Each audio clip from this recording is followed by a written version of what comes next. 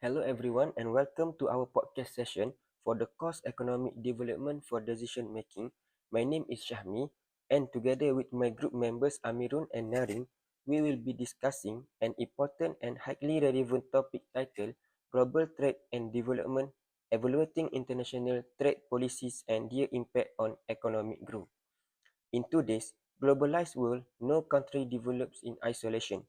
Trade connects nations, markets, industry, and people. Through this podcast, we aim to explain how international trade policies influence economic growth and development, using Malaysia and the United States as our main points of comparison. Okay, let's move to the understanding global trade and development. To begin, let's us first understand what global trade and development really mean. Global trade refers to the exchange of goods and services across international borders, while development focuses on long-term economic growth, improved living standards, and poverty reduction. According to the World Bank, international has international trade has been one of the strongest drivers of economic development and poverty reduction, especially for developing economies. Trade policies play a major role here because they determine how open an economy is, what industries are protected, and how industries integrate into global value chains. Countries adopt different trade strategies, such as import substitution, export promotion, tariff policies, and participation in free trade agreements. These strategies directly affect productivity, development, employment competitiveness, and long-term economic growth. Let us discuss about the imports, exports, and competitive advantage. So these concepts help us understand why the countries trade and specialize in different countries. So Malaysia is a small, open economy that relies heavily on exports. Key export sectors include electrical and electronic products, palm oil, petroleum, and manufactured goods. Exports contribute significantly to Malaysia's GDP and employment levels. On the other hand, the United States is a large economy with a strong domestic market. It is both a major importer and exporter, but it only focuses heavily on high-value exports such as technology, aerospace, financial services, and innovation-based products. So this difference reflects the idea of comparative advantage. So Malaysia specializes in labor-intensive and manufacturing-based industries, while the United States specialize in capital-intensive and research-driven industries. So these trends shape their respective trade policies and development paths.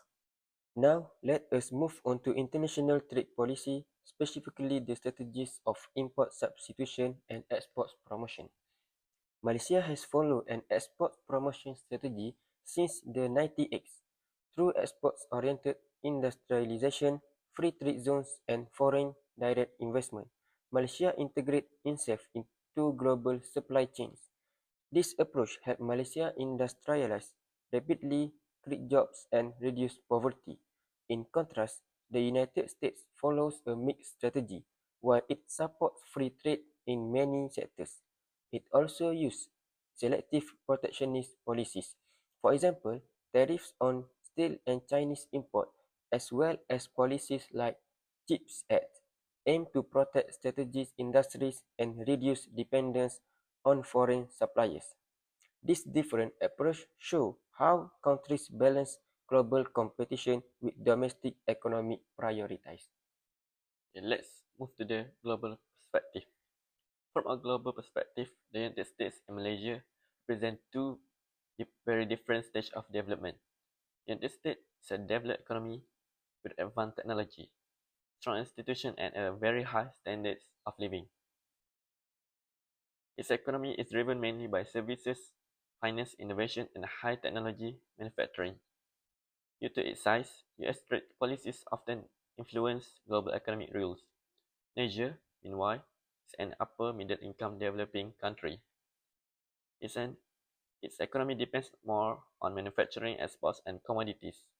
Although Malaysia is more vulnerable to global economic shocks, trade has helped the country achieve industrial growth, job creation, and poverty reduction. Both countries benefit from trade, but their goals differ. Nigeria focuses on sustainable development resilience, while the US focuses on maintaining global leadership. So now let's move to the role of international institutions. So international institutions such as World Trade Organization, International Monetary Fund, and regional trade agreements play a crucial role in shaping global trade. So the United States has strong influence within these institutions due to its economic power. Each have shaped global trade rules but sometimes challenges the system when it feels national interests are threatened. So Malaysia, on the other hand, relies on these institutions for fair market access, dispute resolution, and stability. Participation in Asian RCEP and CPTPP allows Malaysia to expand its export market and strengthen economic cooperation. So this shows how international institutions support smaller economics while being shaped by the larger ones.